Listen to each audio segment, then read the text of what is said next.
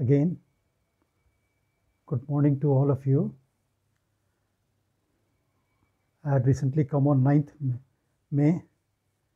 My first lecture was there.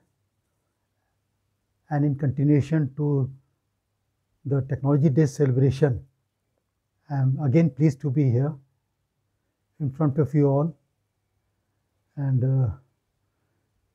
to share my thoughts on my second topic with the audience.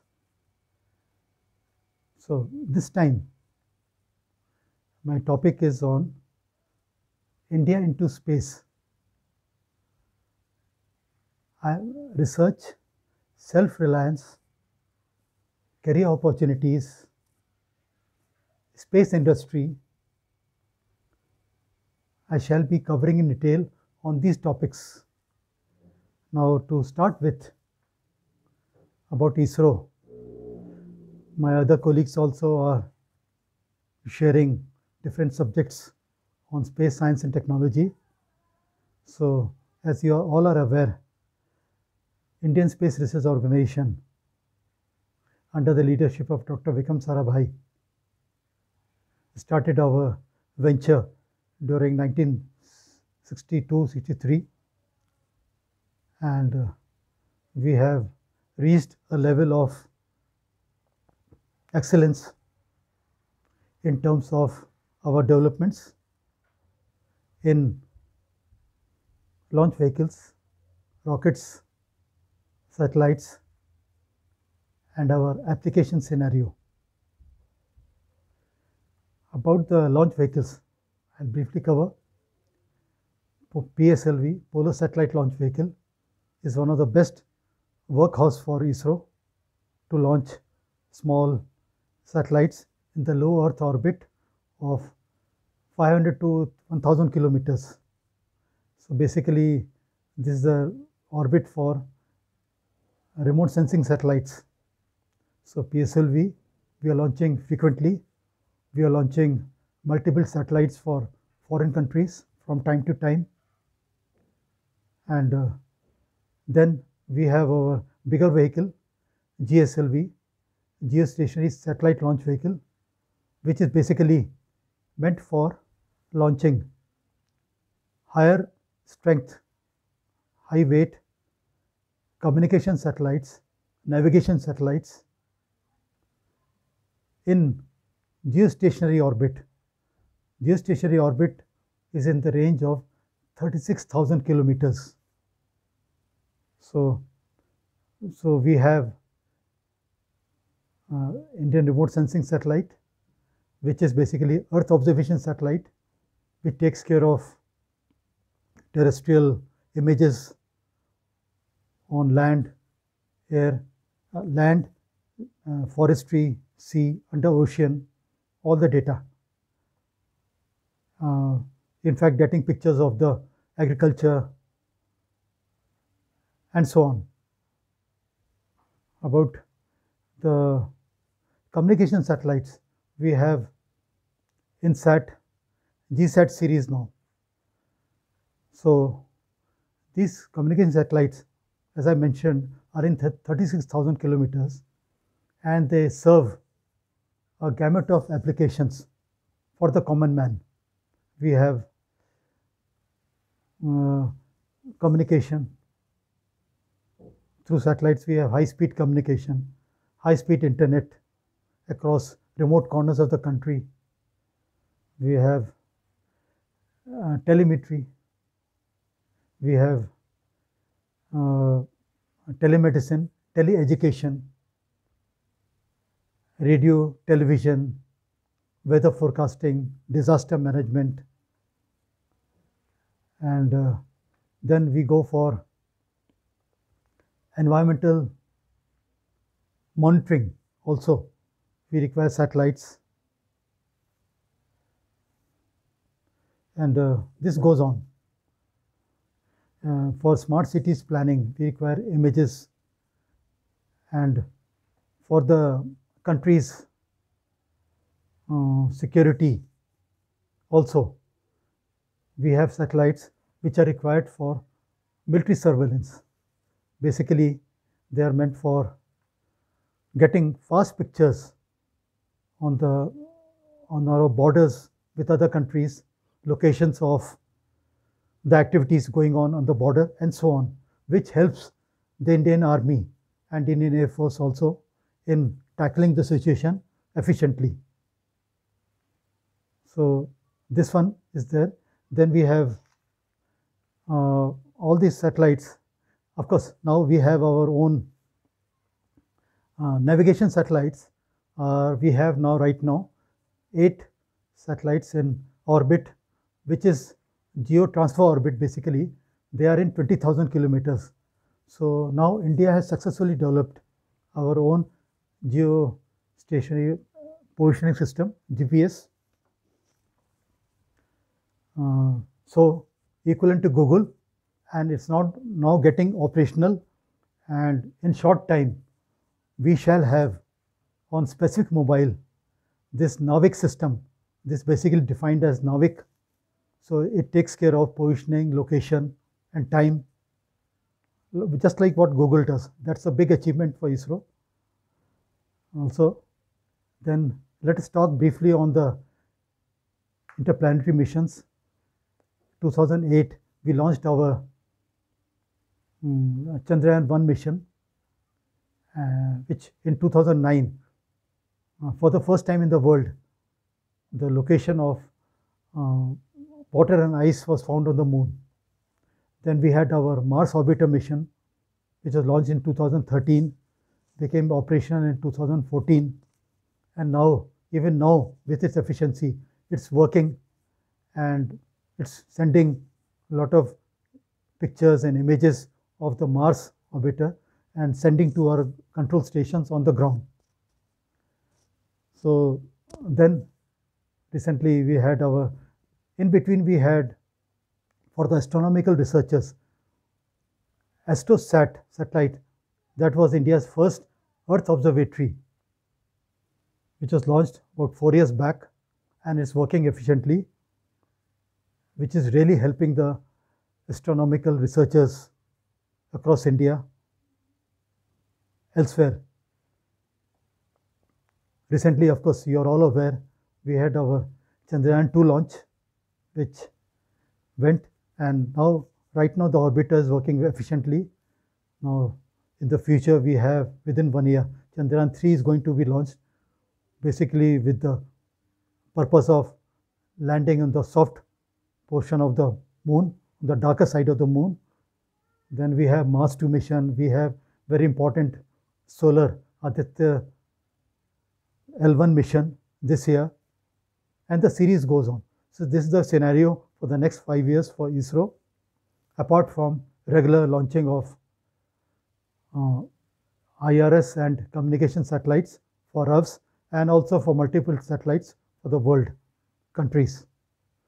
So now this thing I wanted to share here, that I'm going to stress now, right now, on the research aspects of ISRO.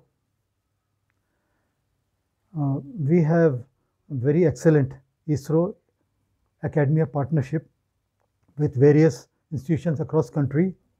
We have our RESPOND program, is a research program, and then we have space technology centers, STCs, in different IITs. We have also one such center in University of Pune, where ISRO regularly funds the university to take up cutting edge research proposals suitable for space applications from science and engineering colleges involving this particular university. So this shows the research potential of ISRO and helping the researchers across the country. So now, so there's a lot of potential in research, of course, innovation. The future 2 topics which I like to share. where research is required is on one is on space debris. Basically, we have many satellites in the orbit, and that is causing, the non-function satellites are causing big crux of unknown chunk which has to be destroyed. This is a problem where we have to tackle with our advanced research and innovation. In fact, in Europe, there is a company, New Space Research, which has taken the responsibility to gradually remove this space debris in a phased manner. Second issue is we are having astronauts in the space station. Now, tomorrow they are going to launch on the moon. So the moon habitat, their food on the moon, and their health conditions, and so on. So this astronauts' overall conditions of health, food, and environment, this also has a lot of research potential in future for all the young aspirants who want to take up this cause. Now, the second important topic I wanted to share was that in the strategic sectors of space, even if you take defense or nuclear, no country is going to help you. You have to be self-sufficient. You have to work yourself with your own hands. So we have to be self-reliant and find indigenous ways of achieving our targets. So in this direction, I like to share the indigenization efforts of ISRO. There are 3 examples I like to give wherein I was involved. The first one is we are using magnetic materials, permanent magnets in rockets and satellites, in avionics, aviation electronics, navigation, guidance, control systems of rockets and satellites. So these were very critical magnet which was developed 40 years ago by USA and Japan. So till 1980s, in our development phase, we were getting some components from Japan under G8 countries. But suddenly, 1988 or 89, our director came to me. He told, there is a ban, no supply. So you have to indigenize and develop these magnets in the country. And these components are indispensable for our electronics. So if you don't develop, we cannot fly. So with this target, I was the head and focal point for this project of magnetic materials. So I took up this challenge, and in collaboration with, I was in Vikram Sarabhai Space Center, in collaboration with Defense Materials Research Laboratory in Hyderabad under Defense Research Development Organization, DRDO. We took up the project, and with their expertise in materials technology in this sector, basically this is a powder metallurgy technique, and from powders we make the blocks, pressing techniques, then machining, magnetization, etc. These are all technicalities of the project.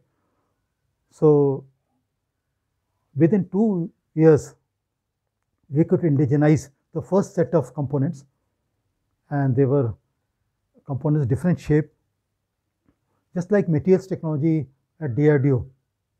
First time we have developed the machining technology in the country, which is known as wire cut computerized numerically controlled machine, from which these components are made. They are highly brittle. So first set of components was developed for our VSSC, Vikram Sarabhai Space Center Electronics Department, for our Inertial Systems Unit Department, and they tested, they qualified with the space simulation standards and were successful. And then started that all the components, we got a lot of workload, and by 90 to 93, till next 10 years, we had a very heavy workload. We could indigenize all these components, and there was a total ban. And we could successfully fly our launch vehicles and satellites with these magnets. This basically, as I mentioned, this is a rare earth samarium cobalt combination magnet. So this was very satisfying for us, and I think by 2005 we could save easily 5 crores of rupees, 5 crores of foreign exchange for the department. So the second example I like to give is, similarly, we had our cryogenics technologies, which is one of the tough technologies. So there also we had to develop our own. So incidentally, the first magnet development I told was in 1990, 89, 90s and on. And in this case, in this second one, this was in 2002. We had done, for the cryogenic system, we have a turbo pump. So we had a Russian engine supplied to us. Our liquid propulsion center experts did the reverse engineering. They got the unknown component. They came to me that this is an unknown magnet. Without this magnet, we cannot test. So you develop this magnet immediately. So this again, that time I had this project. There was a company in Pune. We came here, we sat with them, and we could successfully develop a magnet equivalent to Elnico, and this prototype was tested back in our turbo pump system and successfully qualified. So this was another satisfying period, and the product we got. The third one I wanted to share is about there is a steel. We have different stainless steels for rockets. So we have SLV time, we had a particular steel. Basically, steels are carbon, nickel, cobalt, vanadium content. But for the PSLV, when we were indigenizing, this is regarding during 1982-83.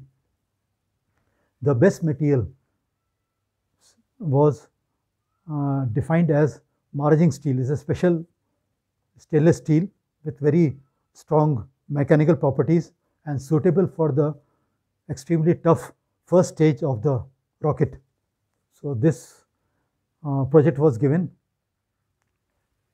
So in this project, I was comparatively a junior team member. Basically, I was looking after the thermal instrumentation about the furnace and heating system accuracies for the total metallurgical process. So our team from ISRO, materials experts in materials and metallurgy, along with experts from Midhani, Mishra Dhatu Nigam. It's a super alloys project under Defense Ministry. We had a collaboration. So they could make a slab of this new steel, which no one did in the country. So we all went to Rourkela Steel Plant under Steel Authority of India in 1982-83. There, this slab has to be rolled in a proper way with high temperature, rolling, and all metallurgical parameters has to be achieved there. So this was a very big project, and subsequently our experts indigenized, and by within 3 years, this margin steel was indigenized for our rocket technology, and which USA was using, etc. And so we could start, and that was one of the biggest indigenization efforts in the steel program of ISRO. So this gives us a satisfaction of the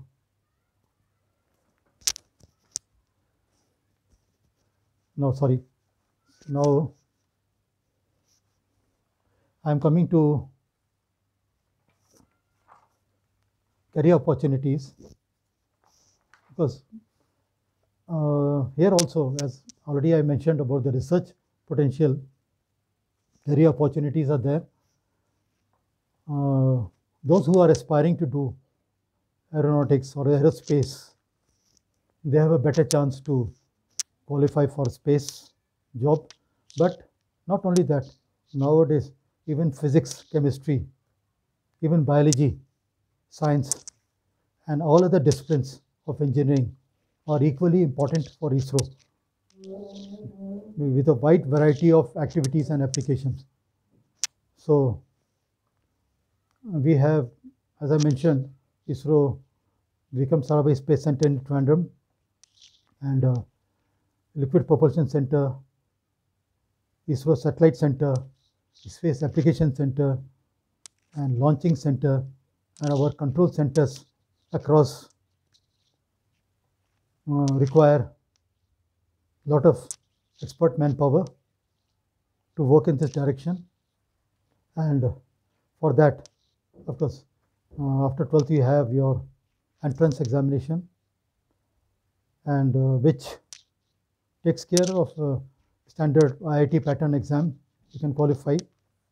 Then we have our IAST, Indian Institute of Space Science and Technology in Trivandrum, deemed university status, which takes care of directly intake in certain subjects in BTech as well as MSc. And the advantage there is once you get selected there for MTech or BTech or MTech program, your job is ensured in space. This one advantage. So this was our potential in this area. I just wanted to share that apart from space, everyone cannot get a job in space in this sector. So you have, in the nuclear sector, you have Homi Bhabha National University in Bombay. They also take care of fresh entrants for the jobs and research sectors. Similarly, in DRDO, they take care of different officers in DIIT, which is again a deemed university and the Ministry of Defense, Defense Institute of Advanced Technology. So you have a lot of potential in these three sectors in terms of opportunities. So then coming to my main topic, I was wondering that everyone cannot work in research.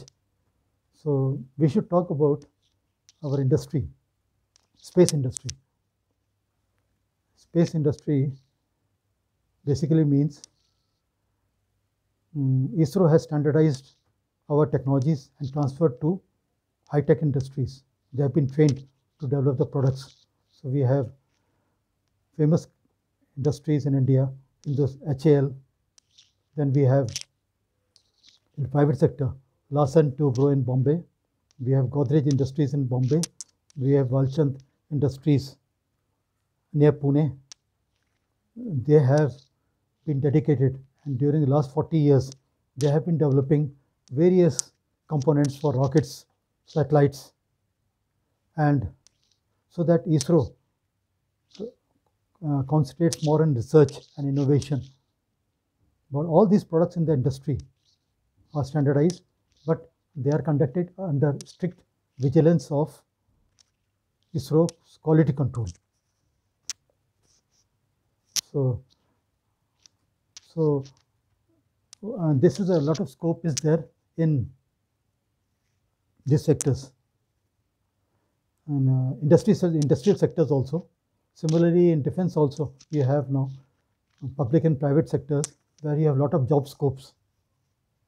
So now with these words, I hope we all have covered about the significance of space technology. This is a space century where ISRO is one of the powerful space agencies, and we have our missions.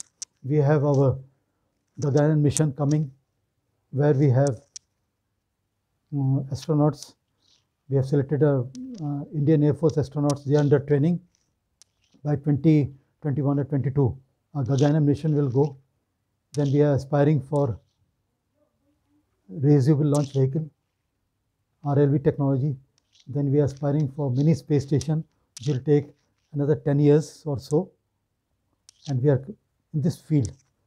Secondly, the world over, the work is going in a high speed. We have SpaceX project, we have which is launching multiple satellites for creating high-speed internet across the globe. So main thing is we will have thousands of satellites in the orbit, and they have to retain, and the non-functional satellites have to be crushed back. This is a significance, and so let us all hope and work in this space century. Another point is ISRO is already encouraging Yuvika program. Young student scientists, every year they select and they create awareness of the space among the young students. So this is exactly what Indo Science Education Trust is doing now. They are also working in this direction in Maharashtra, in Pune, and innovating minds of young people to take up science course, space science course, which is really going to help the nation, because we require future generation support of good space scientists and technologies in future. So with this note, I like to conclude, and thanks a lot for having patience to hear me out. All the best.